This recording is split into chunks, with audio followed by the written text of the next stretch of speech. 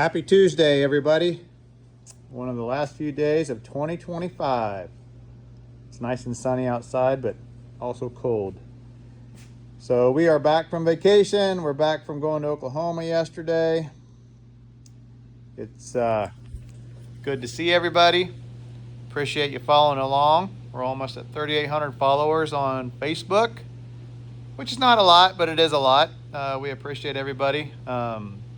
We haven't been posting a whole heck of a lot lately, just because we've been on the go and whatnot. It's just kind of nice to step away from the grind and social media for a little bit, but now we're ready to get back to the grind. So I guess we'll call this one Truck Talk Tuesday, I guess you could say, since everything we have in here is a truck. Square body wise, other than the 67 to 72 actually, short bed of Gerald's. But I'm going to spin the phone around and kind of let you know what's going on in the shop. So this here is a gentleman, actually it's a father-son project that I met them at the C10 Shindig back in June in Missouri. We set up for the swap meet, debuted the Spirit of 76 there with Steve and Sally, and my boy Braden went along with, and it was a good time. Met a lot of people. But anyway, they've been working on this truck for a few years. It's on the home stretch of getting ready to be finished, other than the fenders need to be painted. He's got the cab painted. This is what the truck originally looked like. Is that black with the patina. And he's got a 6.0 that's built, Tremec 5-speed. This was a manual transmission truck initially, so he kept with that. But sounds good. ICT billet front. But we are running his AC wiring. He bought some new wiring. He wants his defroster, vents, and floor to work like they should. And then we're going to put all the glass in it. He bought brand new glass, wing windows from Precision. He also bought some aftermarket power windows, which I've never dealt with, but it shouldn't be that complicated. I'm sure they have instructions and stuff like that. So what we'll do is we'll put a hole in the door for him, and then we'll just have the wires hanging out, and then he can go ahead and do the cab and finish it out there, since he's still got to finish all his wiring and whatnot. But at least I'll get all this built. They can be pretty intricate, especially if anybody's ever done brand new glass. The glass is just a glass. It doesn't come with the sash and the guide or anything like that. So you got to put all that together, which is what we did on the Spirit of 76. And it was a pain in the butt, but you know, you just got to be very patient with it. Make sure you don't scratch the glass or break it or anything like that. But so he's got a plethora of parts here. We'll get it together. Hope to have this done by Friday, if we can get going on it pretty good. Yesterday we had to run down to Oklahoma to get a cab for Danny's truck. That's been nothing but a debacle. We drove down to Oklahoma to buy a whole truck, and it was misrepresented, and the guy just if anybody's been buying anything on Marketplace lately, it's a struggle. I don't understand it. I really don't. You know, we've got a trailer ready to go, cash in hand, and it's like people just don't even want to deal with you. I don't know. I don't get it. But anyway, enough about that. So this is the bed we had for sale, because we were going to just buy a whole complete truck, try to be money ahead, time ahead on putting a new body on that. But it didn't work out. So we've got a 4-wheel drive cab that we bought from a gentleman down in Oklahoma yesterday. Pretty nice cab. It's got some dings and dents that needs to be repaired, but no rust, which is nice. And then this bed is actually really, really nice. The floor is nice. It's got a little bit that needs to be patched here. But this will be a really, really cool truck once it's back together and painted and all that, which that's the biggest struggle, is getting it painted and whatnot. So, but we'll have at least everything ready, and then we'll go from there. This here is Jordan's cab. The bed and frame are still outside. I had to move those out so I could make room for this one. We'll get this one done and then get the back end finished disassembly. But this is a really nice cab. This is an 85 GMC step side. Other than at one time, you know, somebody put a visor on it, you know, which is not a big deal. That's all that stuff can be welded up, repaired. It's just kind of a bummer it's on the roof, but a great body guy like we have will be able to take care of that. And then we're going to go back together with this blue, this light metallic blue that a ton of them were back in the day. So pretty cool. This is a KTM 50 my kid bought for next to nothing. He wanted something to tear down and put back together. You can see some kid got crazy with the green paint, so that'll be a chore getting that off. And then I'll do a walk around on that if I don't know if I have already, once we get going on that. That's a big block, big hub 44 3/4 ton, cool truck. It'll be really, really cool once it's ready to go.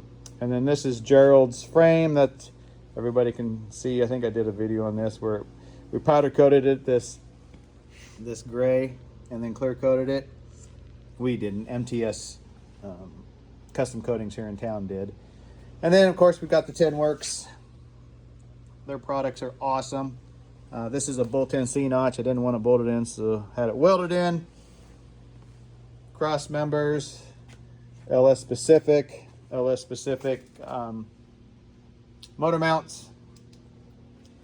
And actually that is the LS there. I got to get the transmission off, have it gone through, and then the engine we need to. It's got 70,000 miles, but we're still gonna have it gone through and make sure that, you know, put a cam in it and do all that. And then these are also Tin Works trailing arms. They've been powder coated. So what I did was he picked the color out. He didn't want to go all black underneath, which is great. And then I just kind of mimicked what the front is. So you can see we got QA1 coilovers, Willwood brakes. And then what we did for the rear is just mimicked the front as far as made those black. And then you can see had those powder coated silver. And then of course the differential's black. And then once we get some springs, which will be silver like those are, and then shocks and whatnot. So didn't go too radical on it, but enough that, you know, it's going to sit fairly low, but not really, really low. He didn't want it on the ground, which is why we didn't go too crazy with the rear. But I'm waiting on, I had him order me a bunch of steering parts and sway bar, stuff like that, so I can get it all together, get the brakes on it, rotors on it, and then we can have a rolling. Because right now, without any steering stuff on it, if anybody knows, it's really hard to move these around because this one wants to go this way, this one wants to go this way. And then that way we can roll it around and whatnot. But it's pretty cool. And then of course, if anybody saw my video, you know, no harm, no foul on the hardware they send, but I just think these look better. The shouldered bolts, they just look a lot nicer, and you don't have a washer that's moving around and you're trying to, you know, get it lined up perfect.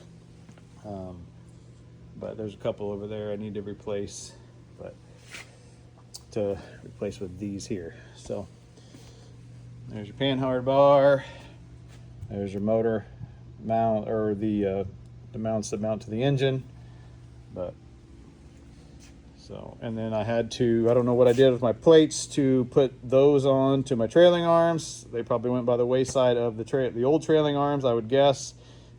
So I had to order some new ones from LMC, which already come in the black. But once I open them up, and if they're good, then we'll go ahead and put them together. But would like to have this all plumbed, ready to go, wired. And then the big task will be the body. It's going to need a lot of body work, so we'll get that scheduled for spring sometime with our painter, hopefully, and that'll take him quite a while to get done. So, but their stuff's top notch. QA1, Willwood. We just wanted kind of the best of the best. And I'm sure there's other stuff out there. You know, I've used CPP before, stuff like that, but he wanted QA1 and Will would with the red rotors and whatnot. So, but all right. So I showed you that one. I've shown you these. So this is what's going on in the shop. Let's walk outside. Nice to see the sun shining. And this is Jordan's truck, that cab I showed you. So we started working on getting the bed off, and then had a guy say, hey, my fuel gauge won't work. Would you guys work on it? Which was a couple of weeks ago.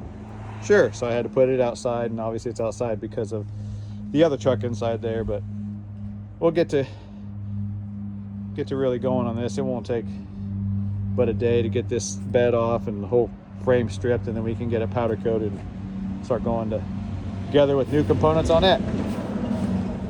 So there's the cab we picked up yesterday. Got that Oklahoma red dirt all over it. Of course, I had the running boards at one time, which I think everything from the 80s did. So nice to have this, which is kind of the reason I've been keeping this around, because Danny's truck is actually going to be black with not this light silver, but the darker gray in the middle and then black. He's one of the best color combos that GM came out with in the 80s on these trucks, and that's what we're going to go with. So it's nice to have this color already here, so we have something to go off of. And then I've been keeping this K5 around, which I don't know what I'm going to do with it, but it's nice to keep it around at least, because this is still the factory, you can see. So a lot of people don't get it just right, and these things go, you know, from 81 to, what was it, 88. This is how the color scheme was, and then in 89, when they kind of switched the front end and the color scheme, they actually dropped that color down and it went straight, and then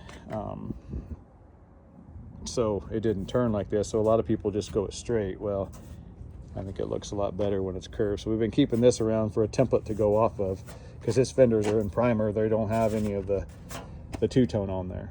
So, but this thing still got front and rear seats in it, no console, but to tell you the truth, it's already got a lift on it, no drivetrain. But in the back of my mind, I'm kind of thinking maybe just shove some type of drivetrain in it, take the top off, and just drive it the way it is. Obviously put a grill and some lights in it and just enjoy it.